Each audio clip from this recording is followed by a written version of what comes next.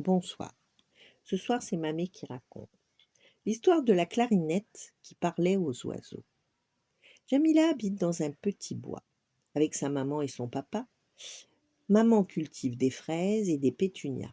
Papa des ananas et des petits pois. Chaque samedi, maman et papa partent au marché vendre leurs récoltes. Ils embrassent Jamila et disent: On te confie la maison, ne t'éloigne pas.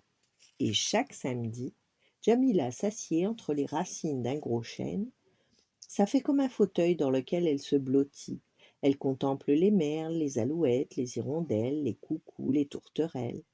Ils volent dans le ciel, ils passent sans la voir, à tire-d'aile. Pirlouit, pirlouit, chante l'hirondelle. Coucou, coucou, scande le coucou. Pilipi, pilipi, répond l'alouette des champs. Mais qu'est-ce qu'ils peuvent bien se dire? Je voudrais tant devenir leur ami et leur confier mes secrets. Mais comment pourrais-je leur parler? Soupire Jamila. Un samedi, elle accompagne ses parents au marché. Parmi les clients qui font la queue se trouve comment dire, un monsieur extravagant, hérissé de tuyaux à bec. Dans le dos, sous les bras, sur la tête, dans les poches, sous la casquette, quel drôle d'énergumène. Il achète 3 ananas et un panier de petits pois. Jamila regarde un des tuyaux avec curiosité. On dirait qu'il a envie de parler. Coucou, coucou, comment t'appelles-tu? Chante la flûte à bec. Jamila, et toi? Je m'appelle Clarinette, je suis un instrument à vent. On souffle dans mon bec et j'émets des sons veloutés, des sons ravissants. Le grand Mozart a écrit un grand concerto rien que pour moi. Le drôle de monsieur sourit sous sa casquette. Elle t'intéresse, ma clarinette? Elle brille, elle est jolie. Elle chante comme mes oiseaux dans le ciel, dit Jamila. Et le monsieur lui tend l'instrument. Tiens, je te la donne. Je crois que vous allez être amis. Et il repart les bras remplis d'ananas et de petits pois. Le samedi suivant, Jamila s'installe au pied de son arbre avec sa clarinette. Elle aperçoit le coucou qui volette. Coucou, coucou, joue la clarinette. Le coucou s'arrête et tend l'oreille. Étrange, cette petite fille qui parle le coucou. Il avertit l'hirondelle, qui vient aussitôt. Pirouette, pirouette, chante l'hirondelle. Pirouette, répond la clarinette. Ça alors, s'exclament le coucou et l'hirondelle. Un bout de bois avec un bec qui parle notre langue. Et ils appellent l'alouette des champs. Pilipi, pilipi, siffle l'alouette, ce qui signifie: mais qu'est-ce qui se passe? C'est une clarinette qui nous rend visite, chantonne le coucou. Oh, ce noble instrument, si fin, si élégant, qui a inspiré les plus grands compositeurs, commente l'alouette. Ah, enfin, une spécialiste qui saura nous départager, s'exclame l'hirondelle.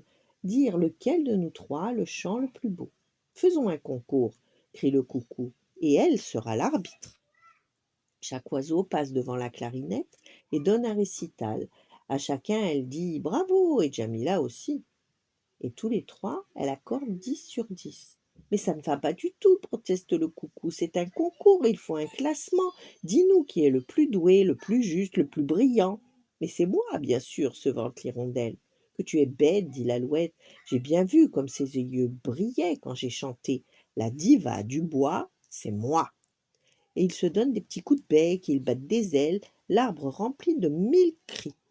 Ça pinaille, ça piaille, ça se chamaille. Ça fait tant de vacarme que Jamila se bouche les oreilles. Arrêtez de vous disputer, elle supplie. Vous chantez tous très bien. Je n'ai pas de préféré. Je veux juste que vous soyez mes amis. Non, non, non, non. Il faut choisir, insistent les trois chanteurs. Et ils recommencent à se disputer. Jamila attrape sa clarinette, prend ses jambes à son cou et s'enfuit, les yeux pleins de larmes. Elle court si loin, elle court si vite qu'elle en perd son chemin. Elle trébuche sur un caillou et tombe. Elle serre la clarinette contre elle. Elle ne reconnaît plus rien. Elle entend des craquements, des grognements, des grincements qui lui font peur. La clarinette chuchote: Ne t'en fais pas. Je vais te jouer une sonate de Brahms. C'est un grand compositeur, il l'a écrite pour moi. Tu vas voir comme c'est beau et rassurant. La musique apaise et guérit tout.